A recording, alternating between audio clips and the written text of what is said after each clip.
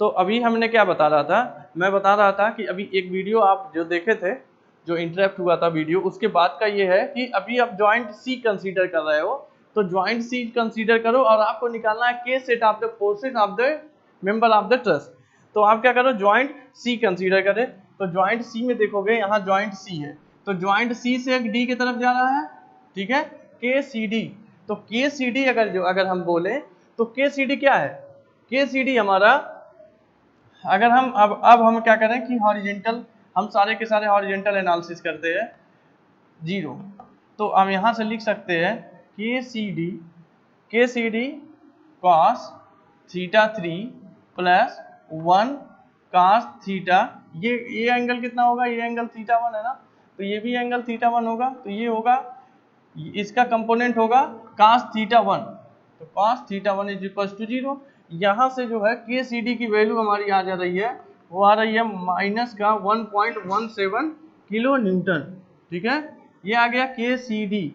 अब हम क्या करेंगे, वर्टिकल कंपोनेंट को इसको वो करेंगे, तो वर्टिकल कंपोनेंट क्या होगा, 1 cos थीटा का 1 sin थीटा 1 हो जाएगा नीचे की साइड में, और के सी डी क्या होगा, ऊपर की साइड में, ठीक है, तो ऊपर की साइड और ये माइनस का, नीचे की साइड प्लस का, तो इज इक्वल टू ये दोनों क्या होंगे, बराबर हो जाएंगे। तो मतलब कि अगर मैं लिख दूं तो यहाँ से आएगा जो है K C D sine theta 1 minus क्या होगा, 1 साइन थीटा, ये थीटा 3 साइन थीटा 3 है, और sine theta 1 is equal to 0।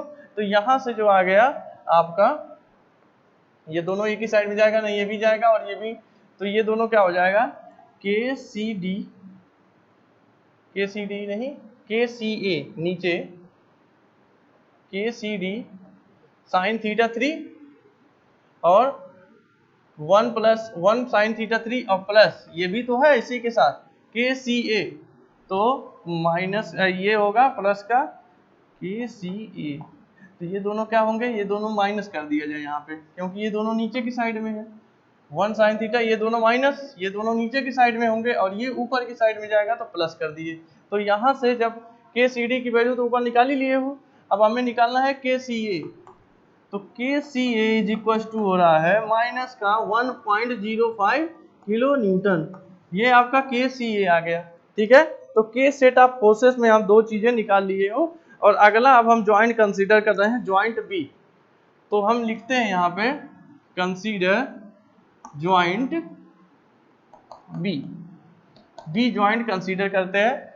तो बी ज्वाइंट पे आप देखोगे, बी ज्वाइंट पे कंसीडर करोगे तो यहाँ पे हॉरिजेंटल हमारे पास क्या क्या है, हॉरिजेंटल हमारे पास है के बी ई, और ये क्या है के बी एफ, ठीक है, 1 किलो न्यूटन है, और ये थीटा एंगल पे है, थीटा 1 एंगल पे।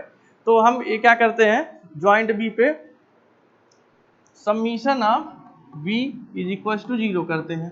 तो summation of B is equal to 0 करोगे तो यहाँ से होगा के बी ई, ठीक है, के बी ई हो गया, ऊपर की साइड गया, और ये जो ऊपर की साइड जाएगा तो ये भी plus 1 sine theta 1 is equal to 0 होगा।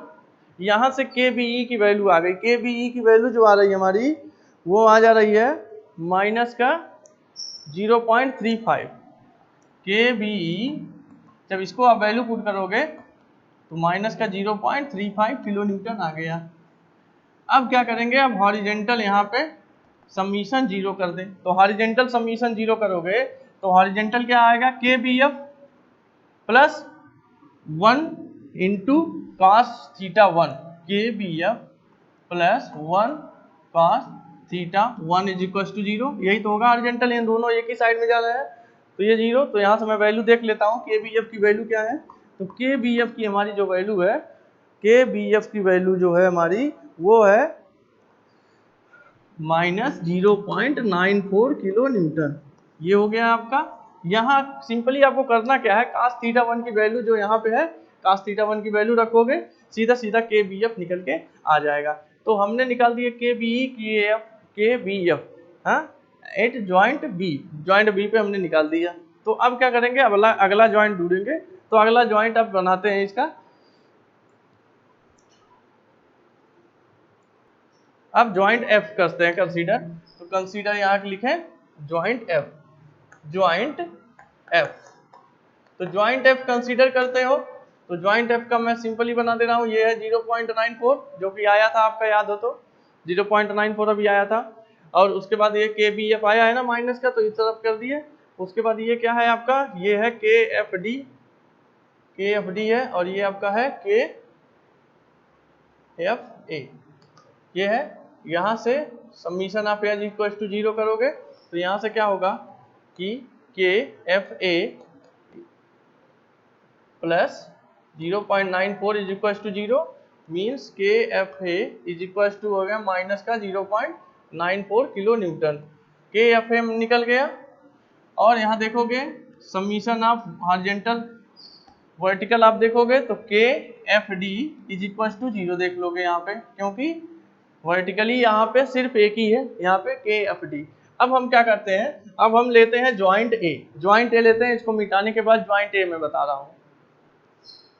अब हम कंसीडर कर रहे हैं ज्वाइंट ए, तो ज्वाइंट ए कंसीडर करें हम, ज्वाइंट ए, ज्वाइंट ए कंसीडर करें, तो यहाँ पे ज्वाइंट ए कंसीडर कर रहे हो आप, तो यहाँ मैं फ्री बॉडी डायग्राम एक बार बना के बता ही देता हूँ। ये आपका है के ए ई, और ये आपका है के ए डी, और ये आपका है के A F, and this one ये है के ई सी, यही है ना। ये θ1 है, ये θ2 है।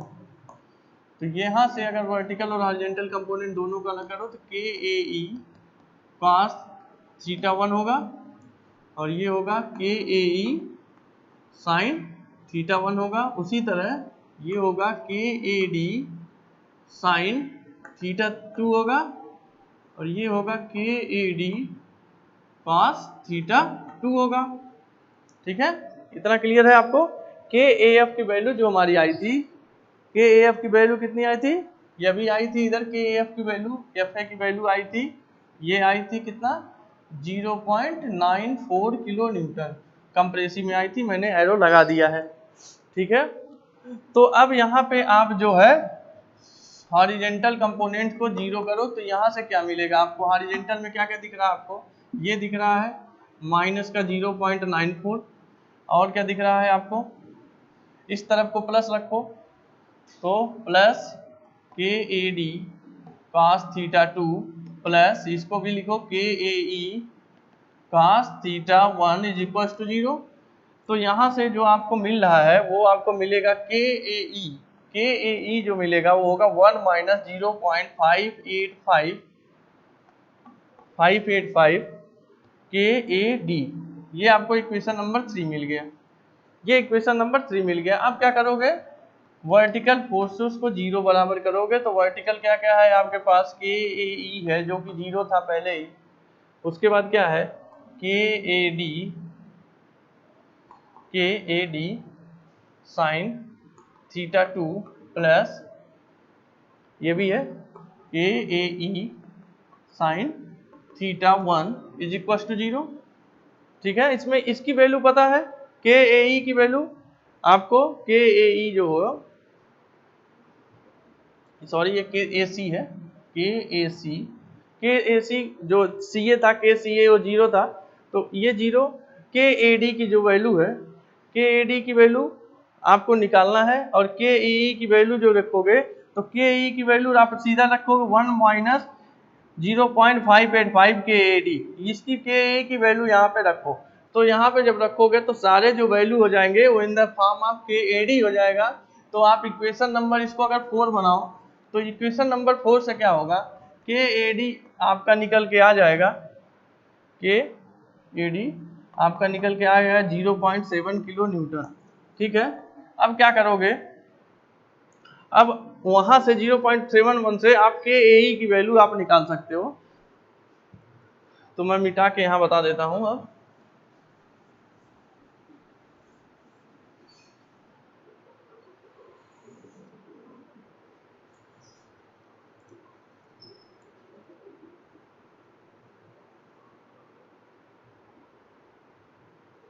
तो ये जो के ए डी था, KAD की वैल्यू मैं बता रहा हूँ, KAD की डायरेक्ट मैं वैल्यू लिख रहा हूँ, वो है 1.125 किलो न्यूटन। ये है KAD की वैल्यू टेंसाइल में, ठीक है। ये पॉजिटिव है, ये वैल्यू होगी जब इसको सॉल्व करोगे तब। तो यहाँ से अब आपको क्या करना है, आपको अब करेक्शन फैक्टर निकालना है, ठीक है। अगला स्टेप मैं लिख देता हूँ, स्टेप है 4, करेक्शन फैक्टर।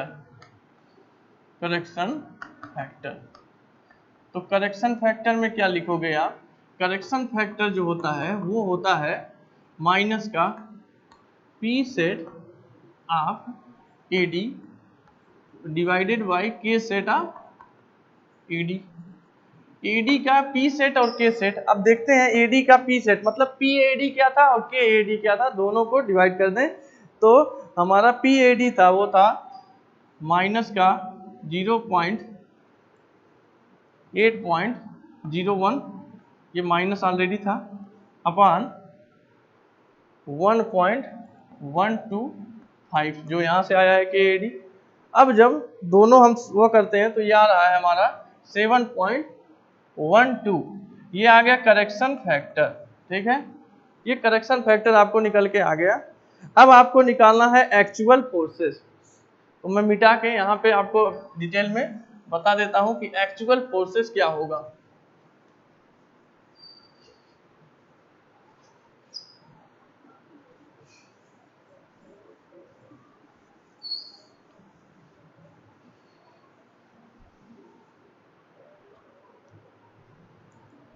तो अब हमारे पास अगला जो स्टेप है, स्टेप नंबर 5, वो है हमारा, ऑन करो।